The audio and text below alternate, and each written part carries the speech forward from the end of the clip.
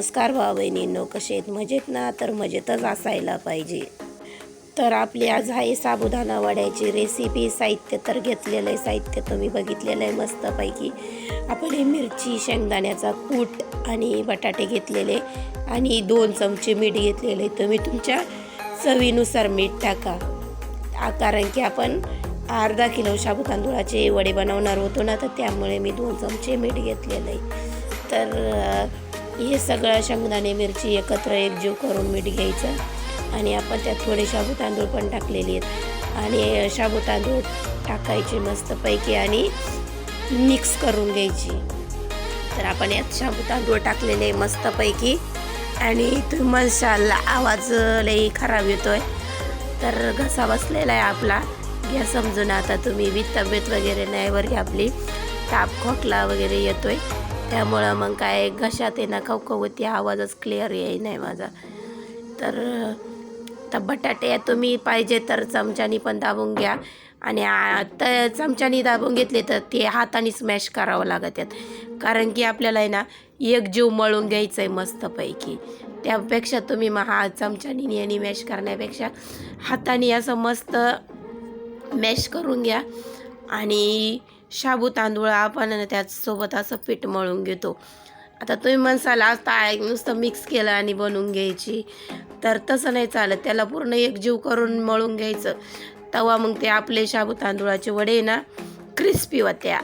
Crispy कशी, वरची बाजू जी कडक असते आणि आतली बाजू ना अशी सॉफ्ट होते, तर अशी क्रंचीपणा आला पाहिजे.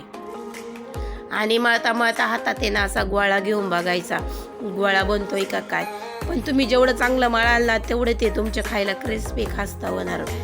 आपण समजा एखादी बिस्किट जरी बनवायचं म्हटलं तरी त्याला चांगलं मळून घेतो, तेव्हा ते क्रिस्पीपणा येतो. तसंच याच्यात पण आहे. तर आपलं मस्तपैकी आपण दाबून मळून घेतलेलं आहे आणि बघा आपलं चांगलं मळून घेतल्यामुळं आपल्या वडा पण चांगला बनू राहिला साबुदाण्याचा.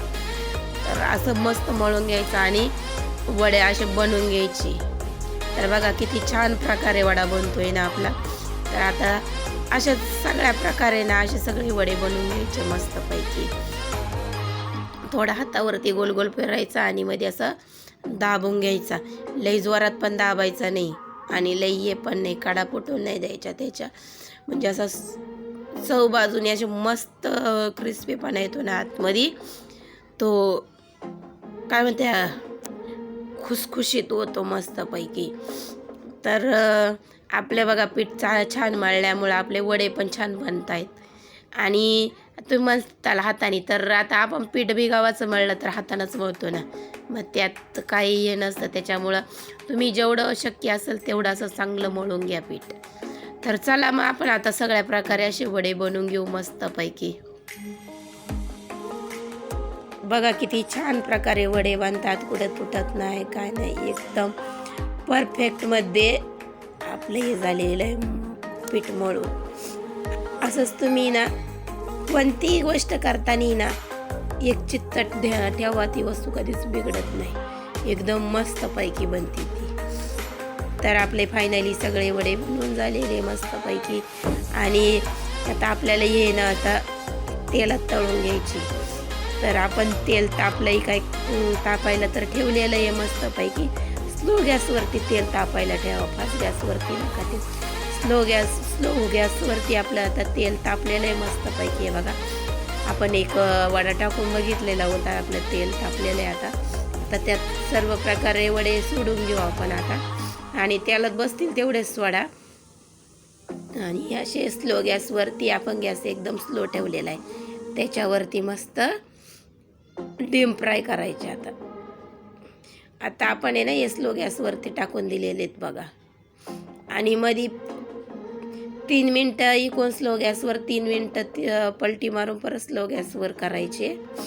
आणि तर 3 मिनटांनी स्लो गॅसवरती झाले, आपण आता पलटी मारून घेऊया.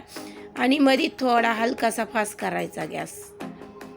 तर आपलं पलटी मारून झालं आहे ना, आता 3 मिनटं इकून पण स्लो गॅसवर भाजायचे आणि मध्ये फास्ट गॅस करायचा, म्हणजे मग आपले वडे मस्त भाजून पण निघतात आणि क्रिस्पी पण होतात छान प्रकारे. आणि आपला व्हिडिओ जर आवडत असेल तर लाईक शेअर आणि सबस्क्राईब करायला विसरू नका. आणि कोणी नवीन असाल तर घंटी वाजा आणि सबस्क्राईब करा नक्की या. तर आता आपले बघा वडे लाल ब्राऊन व्हायला लागलेत. त्याला असे परफेक्ट असे ब्राऊन कलरचे भाजून घ्यायचे.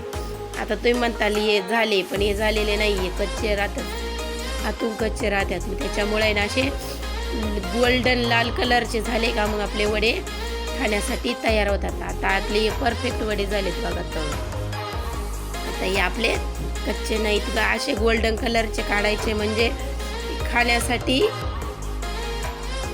चांगले असतात, कच्चे पण नसतात. आता आपण हे काढून घेऊ आता एक एक. तर आपण आता मस्त ताटात काढून घेतलेले बघा, किती छान प्रकारे फुगलेत आणि कुठं चिराटला नाही, म्हणजे मग आपलं माप एकदम परफेक्ट झालं असं हे करायचं. तर फायनली आपले वडे खाण्यासाठी तयार आहे. बघा किती क्रिस्पी झालेत आणि तोडले ना तर एकदम मस्त गरम गरम आणि क्रिस्पी खूप छान वाटत होते बघा. आणि खाण्यासाठी तर एक नंबरचं होती, सांगूच शकत नाही, अप्रतिम झाले होते. आणि तोंडाला पाणी पण सुटलं होतं. तर तुम्हा सर्वांना महाशिवरात्रीच्या हार्दिक हार्दिक शुभेच्छा. काल आपण दिल्या नव्हत्या कारण की माझी तब्येत लई खूप खराब होती. आणि हे बघा किती क्रिस्पी, कडक पण मस्त. तर आवडले असेल तर लाईक शेअर आणि सबस्क्राईब करायला विसरू नका.